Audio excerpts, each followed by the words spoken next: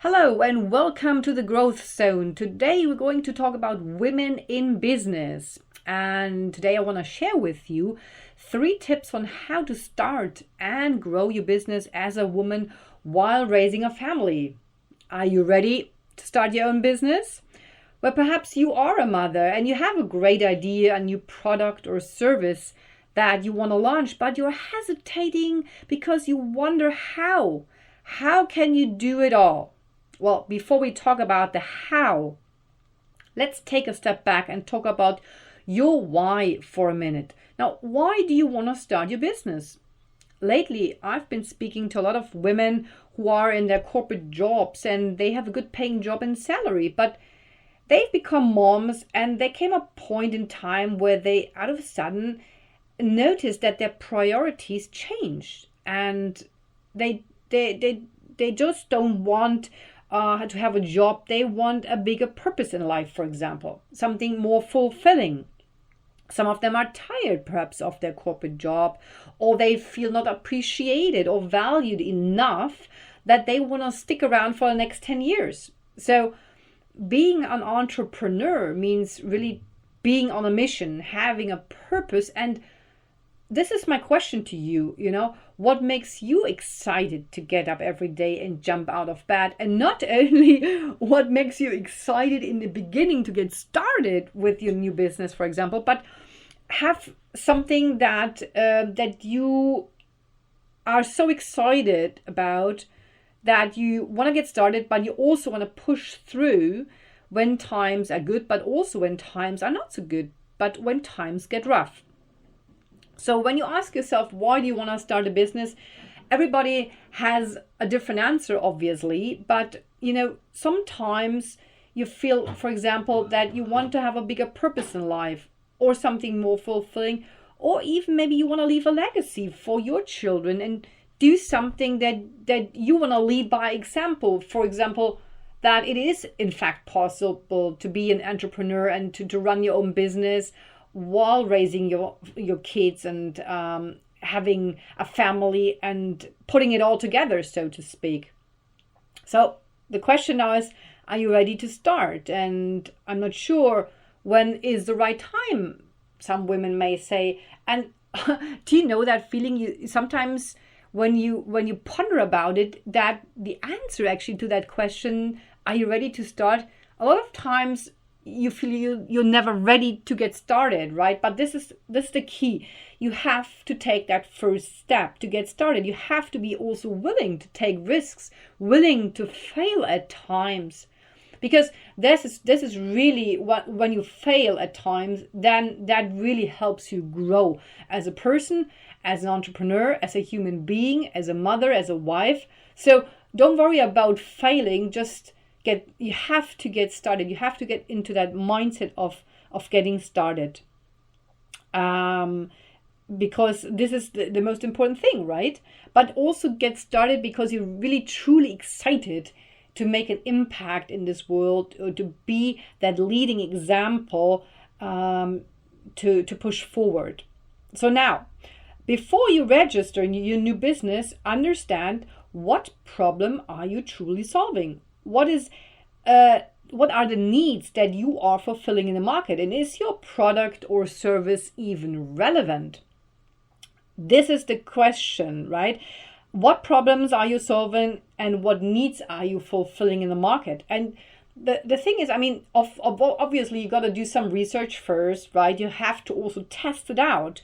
Maybe offer some of your services or products for free to see how people react to it, and then test the market and think about if you want to do your business as an online business, if you want to do a face-to-face business, how you want to sell your products or service. It's going to be online, offline, both, a mixture. All these things are relevant when you are about to get started. Now, just to give you an example, one of my clients, she has a brand about special dog clothes. And the reason why she started her business was because out of the necessity of having her own dog and being unable to find the proper clothing that truly fits the shape and the size of her specific dog breed.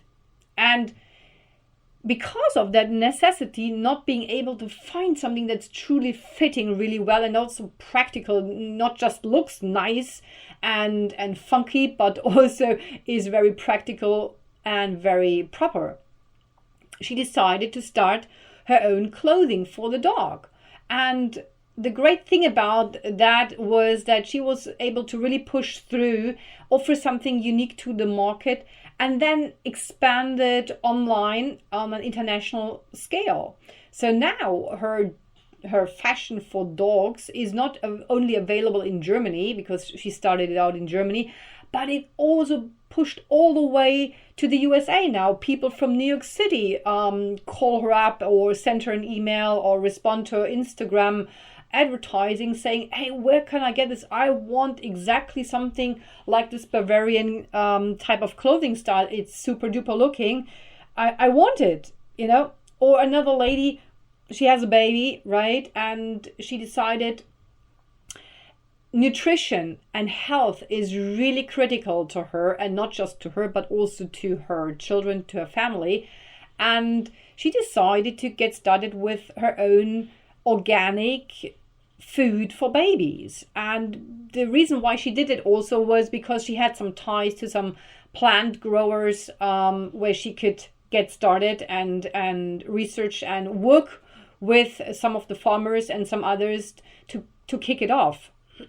So these are just some examples that I want to give you when you think about how to start your business and understanding why it's so important to think about the needs of your potential and future customers and clients and what the market is offering. So that was the tip number one. Tip number two is you got to build your support network, especially we as women, right? We understand how to nurture others, how to really take care of others, how to take care of our own children, right? But also to take care of others and to build almost that sort of community, to almost that supporting network. So I want to ask you to think of who are some of your supporters, you know.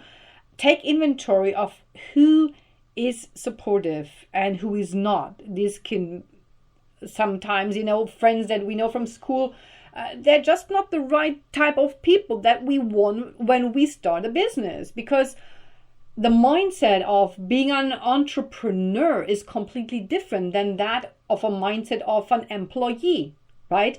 An entrepreneur is a type of person who is on a mission, who wants to change something and who's going to get that done, right? Regardless of what other people are saying. And you have to take the risk. An entrepreneur is willing to take the risks, while an employee feels maybe safe and secure in their job. That's why they're in a job. So we as women starting out in our business, we want to make sure that we surround ourselves with the right type of people. And this is absolutely crucial, because when we start, we want to have the right type of people around ourselves that, first of all, understand what we're doing and that are supporting us in that entrepreneurial journey, that feel excited with us. And in order to what you can do, how you can do that is to take truly inventory of who are you surrounding yourself with on a daily basis, right? Whether, of course, that's your partner, that's your family. It's going to be important that you have a partner that's supportive enough of your mission and vision, what you want to accomplish. And maybe there's even perhaps opportunity where the two of you can work on this business together. But let's focus first on you, right? You want to surround yourself with the right people, and you want to also start your new network. So the business network of an entrepreneur means you got to get out there, out of your house. And I know how it is being a mother myself, right? We want to attend to the children, but actually it's really crucial that we go out and that we look for events in our surrounding areas, that we look for networking events, where we look for events where there's about women in entrepreneurship. We want to connect with people on social media who are entrepreneurs. So go out to events, go out to meetings, understand what your goals are. And one tip, when you go out to those networking events, speak to at least 3 to 5 people that evening or that day, because there's a lot of happenings also, morning breakfasts, lunches. It's not always in the evening, but also in the mornings and the lunchtime. So have a look about that. Speak to at least 3 to 5 people, find out what they do and see how you can help them. Connect with them, exchange phone numbers, try to get their mobile phone numbers. You want to follow up with those people. Speak to as many people as you can and build your business network of people who think like you. Maybe there's people who you can partner with on your idea, on your business idea, on your products that you want to launch. Think already 8 steps ahead and create that environment and your immediate surroundings of like-minded entrepreneurs. Find other women who are doing already what you are doing, at least in the area, and speak to them, approach them, connect with them. Nowadays with social media, it's so easy to do, and definitely create your supporting network. Tip number 3 is all about structure and focus. So time is of the essence. We women who raise kids, who have a family, we particularly want to be laser focused. So what I advise is you want to create almost like a timetable for yourself for the week and also for the day. So when you talk about your timetable for the week, you want to create 30-minute increment slots where you can schedule out your day. As mothers, we have our children, and maybe your children are small and are in daycare. Maybe some of you have children who are already in school. It doesn't matter. We have times during the day where we obviously want to spend time with our children. And that's absolutely fine, because we want to combine business and family at the same time. So now the challenge is, how do you manage this all? How do you get it all together? And the answer to that is you're going to structure yourself and you're going to allocate time for business. So just to give an example, for example, my mornings are very creative thinking. Usually from 8 to 10, I do creative thinking.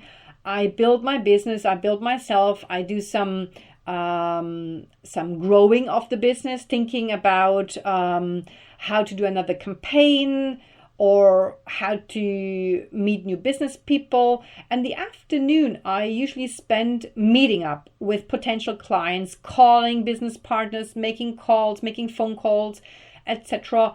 And then later on, I pick up my daughter from school and from the home care, etc. and spend time maybe from 4 to 8 o'clock. It's going to be children time and family time. You're going to have dinner together. And then after 9 o'clock is again some time where I do focus on my business. So there could be sometimes some evenings where I have calls with the USA, because I have also a business magazine. So we have some calls where people want to get into the magazine. I'll do that in the evening. So this is what I want you to do. Reflect on how you can allocate your time efficiently for each day. And you want to write that out. You want to write that down. Like grab a notebook and, structure your day in 30-minute increment slots. And schedule out your time. And that way you become aware how you are actually spending your time. And this is important for your business, because time is of the essence. Energy is going to be of your essence, because you also want to carve out some time for yourself. So for yourself, for your business, for your children, for your partner, for your family. And this is how you can do that. So I hope this has been helpful for you. 3 tips for the day. Again, before you start your business, think about what problems are you solving, what needs are you fulfilling in the market, and then test it out. Second advice, create your supportive network, your community that supports you in your business endeavor. And the third tip is all about structuring and focusing your time and energy on a daily basis and create that schedule. I wish you a wonderful creative day, and we'll speak very soon on the podcast. Growing your business, growing your mindset, growing women in business, and so much more.